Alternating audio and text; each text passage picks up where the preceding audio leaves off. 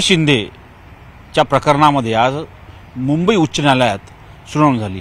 यावरती जोरदार ताशेरे कोर्टाने उठवलेले आहेत। अक्षय शिंदेच्या मृत्यूच्या कारणावरती, परिस्थितीवरती, पोलिसांनी दिलेल्या खुलाशावरती आणि तिथली असलेली परिस्थिती या सगळ्या संदर्भात माझ्यासोबत चर्चा करण्यासाठी आहेत ॲडव्होकेट सिद्धार्थ सिद्धे, सुप्रीम कोर्टातले ज्येष्ठ वकील। सर, आपलं स्वागत आहे। मुंबई उच्च न्यायालयामध्ये आज अक्षय शिंदेच्या प्रकरणाची सुनावणी झाली। ज्या पद्धतीने त्यांची पोलीस म्हणते एन्काउंटर आहे, जनता म्हणते एन्काउंटर आहे, कोर्ट म्हणतंय की हे एन्काउंटर नाही।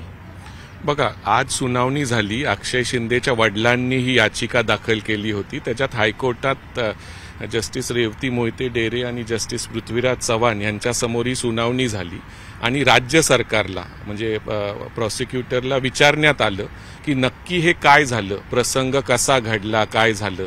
तर त्याच्यात वेगवेगळे डिटेल्स आता समोर आलेले आहेत। हायकोर्टाने बरेच प्रश्न विचारले। हायकोर्टाने असं काही म्हणलेलं नाहीये की हा एन्काउंटर नाहीये वगैरे। हायकोर्टाने फक्त प्रश्न विचारलेत की नक्की काय घडलं। तर त्याच्यात मग गव्हर्नमेंटच्या वतीने सांगण्यात आलं की अक्षय शिंदेनी ओव्हरपॉवर केलं, त्याला पाणी पिण्यासाठी त्याच्या बेड्या काढण्यात आल्या होत्या आणि त्यावेळेस त्यांनी त्या झडप झाली आणि त्याच्यात त्यांनी पिस्तूल घेतली पोलिसांनी। तर कोर्टाने असंही विचारलं की ती लोडेड होती का, त्याच्यात मॅगझिन कसं घातलं गेलं आणि त्यांनी कधी शूट म्हणजे त्यांनी पिस्तूल वापरलेलीच नाही नसावी। तर त्याच्यात सरकारी वकिलांनी बरेच काही एक्सप्लेनेशन दिलं आणि त्यांनी असंही विचारलं कोर्टाने सरकारी वकिलांना की अशा परिस्थितीमध्ये तुमच्यात काय प्रोटोकॉल आहे का की पायात गोळी मारावी वगैरे। कारण अक्षय शिंदेच्या चेहऱ्यावर म्हणजे डोक्यात गोळी गेलेली आणि ती आरपार झालेली आहे। पोस्टमॉर्टम कधी झाला, सीसीटीव्ही जेव्हा त्याला ट्रान्सफर करत होते जेलमधून त्याचं सीसीटीव्ही फुटेज आहे का।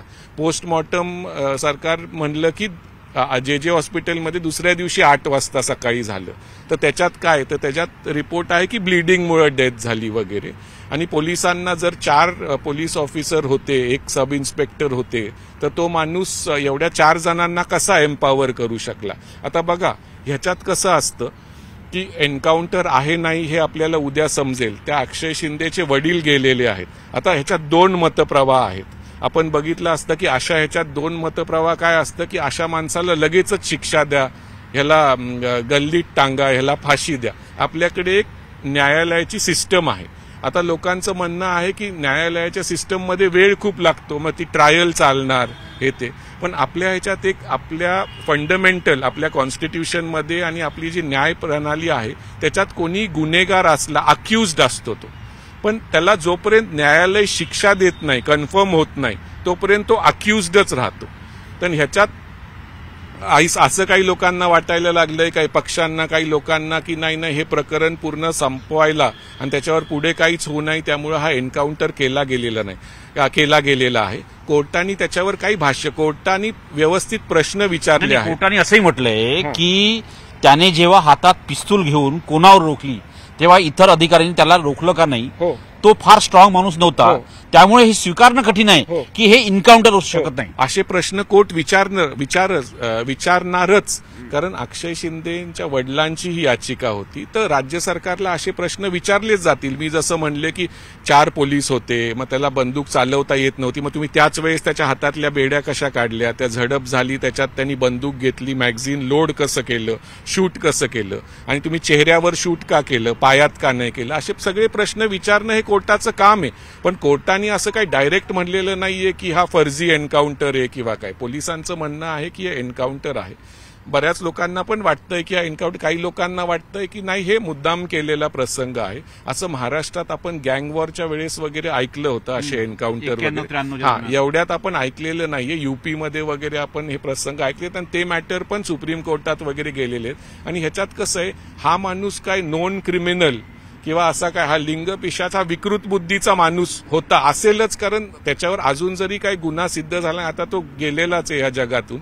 पण लोकांचं 2 मतप्रवाह आहेत आणि पुढची तारीख 3 तारीख ही कोर्टाने दिलेली आहे। त्याचे आई वडील म्हणतायत की त्या दिवशी पण ते त्याला भेटले होते आणि त्याची मानसिक स्थिती काही तशी एवढी हे नव्हती की तो असं काही करेल। तर त्यांचं म्हणणं आहे, तर त्यांना पण आपल्याकडे न्यायालयात कोणीही जाऊ शकतं, त्यांचं म्हणणं कोर्ट ऐकून घेईल आणि 3 तारखेला एखाद्या वेळेस काही डायरेक्शन्स पण देऊ शकेल। आता तो माणूस गेलेला आहे, तो परत तर येणार नाही, पण हे जे सगळं घडलं हे कसं घडलं आणि नक्कीच तो एन्काउंटर होता हे कोर्टासमोर राज्य सरकारला पण सिद्ध करावंच लागेल. कोर्टाने हाही प्रश्न विचारला, अक्षयने 3 गोळ्या झाडल्या असं पोलीस म्हणतंय.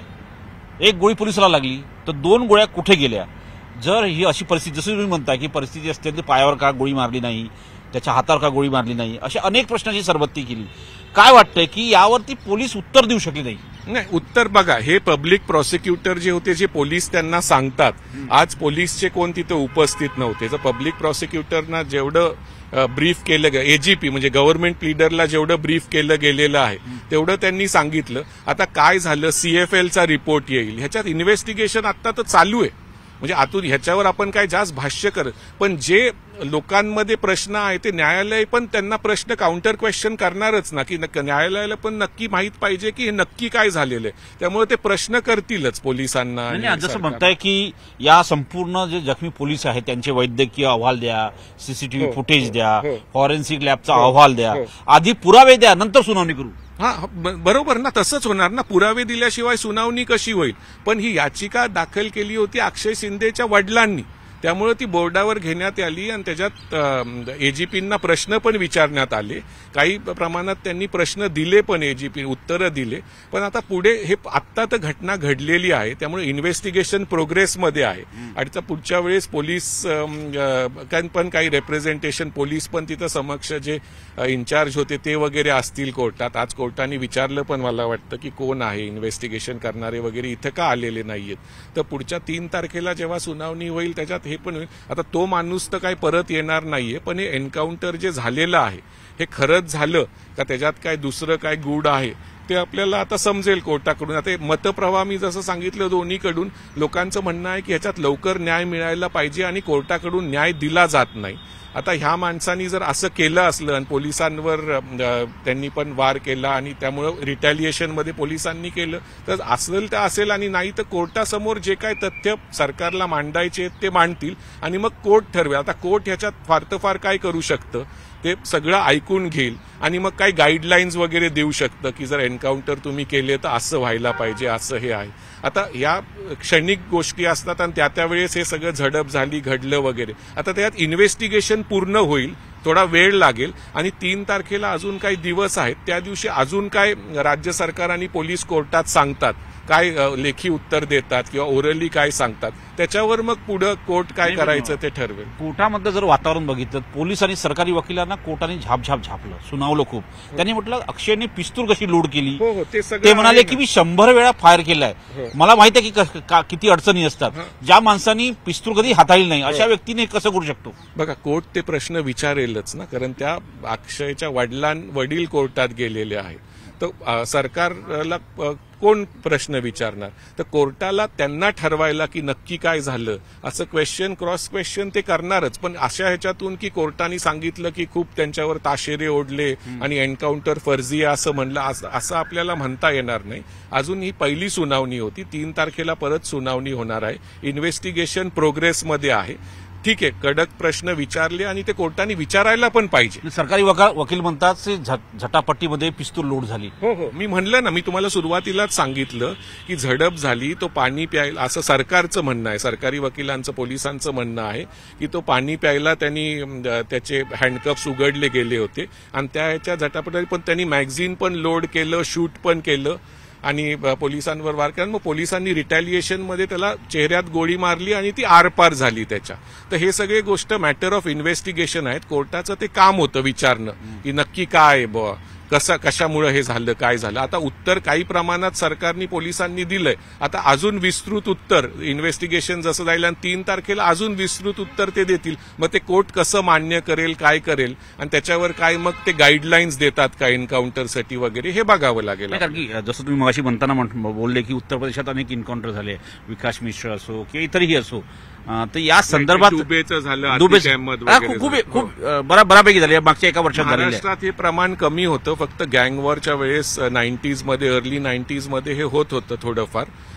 पण आता हे एक महाराष्ट्रात पण सुरू झाले. पण आपण लगेच म्हणणं की हा फर्जी एन्काउंटर होता आणि ह्याच्यात हे मुद्दामून केलं गेलंय, ते आता थोडं प्रीमॅच्युअर आहे. या संदर्भात जेव्हा सुप्रीम कोर्टात सुनावणी होते त्या संदर्भात काही गाईडलाईन सुप्रीम कोर्टाने यापूर्वी दिल्या आहे का? आताच ठीक आहे, मुंबई उच्च न्यायालयात सुनावणी सुरू आहे, तो वेगळा विषय आहे, कारण की कालची घटना आहे. पण यापूर्वी काही या संदर्भात प्रोटोकॉल, पोलिसांचं पोलीस मॅन्युअल प्रमाणे एक प्रोटोकॉलच असतो की असं कोण एस्केप करत असलं तर पहिलं तुम्ही त्याला पायात गोळी माराल, म्हणजे तुम्ही त्याला इमोबिलाइज कराल. पण आता त्या वेळेसची जर झडपच अशी झाली तर त्यावेळेस तुम्ही शोधत बसणार की पायात कुठे मारत, मग you have to shoot the person, असं सरकारचं आणि पोलिसांचं म्हणणं आहे की काही करून तो पडून नाही गेला पाहिजे. आणि त्यांनी पोलिसांवर त्यांनी आधी वार केला आणि रिटॅलिएशनमध्ये आम्ही त्याच्यावर केलं. आता खरं शहनिशा इन्व्हेस्टिगेशन मधून निघेल आणि मग कोर्ट जो काय निर्णय आहे तो देईल. पण कोर्टाने पण लगेच त्या मुलाच्या वडिलांचं म्हणणं ऐकून तरी घेतलं आणि त्याच्यावर कोर्टाने प्रश्नांची सरबत्ती केली पोलिसांकडे, सरकारकडे. सरकारने काही प्रमाणात त्याची उत्तरं दिलेत.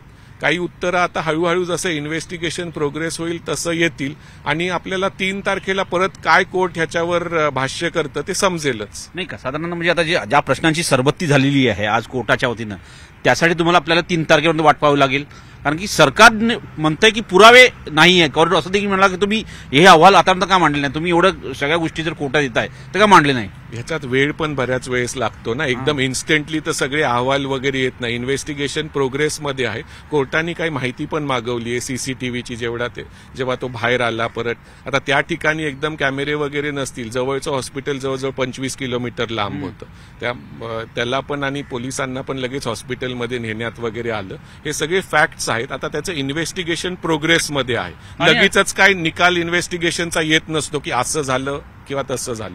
नाही, पण त्यांनी कोर्टाने हे म्हटलं की जे 5ही अधिकारी आहे त्यांचेही पूर्ण मोबाईल, जे होते 4ही अधिकारी किंवा 5 अधिकारी जे असेल ते, त्यांचाही मोबाईल रेकॉर्ड पूर्ण मागवावा.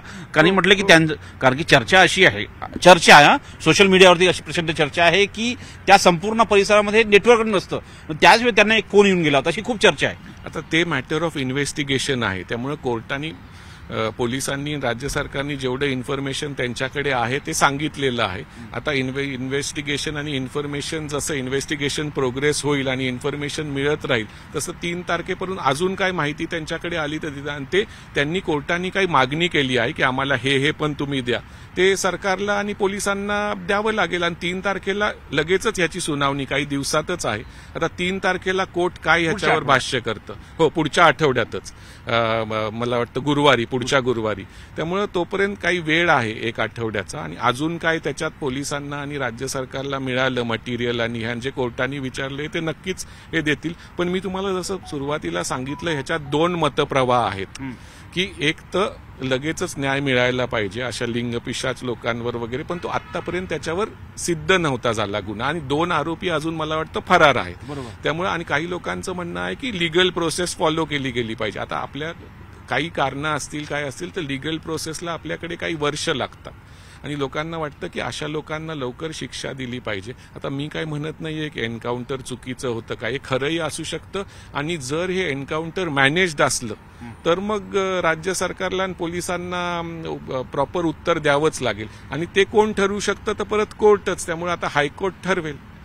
धन्यवाद. हे होते सिद्धार्थ शिंदे, सुप्रीम कोर्टातले वकील आहे ना. अक्षय शिंदेच्या प्रकरणामध्ये त्यांनी विस्ताराने खुलासे सगळे केलेले आहे, काय काय कोर्टात झालेलं आहे, कोर्ट न्यायालय काय सांगतं आणि न्याय काय सांगतं या संदर्भात त्यांनी अतिशय स्पष्टपणे उल्लेख केलेला आहे. नवी दिल्लीहून व्हिडिओ जर्नलिस्ट योगीसह प्रशांत रामदास, न्यूज 18 लोकमत.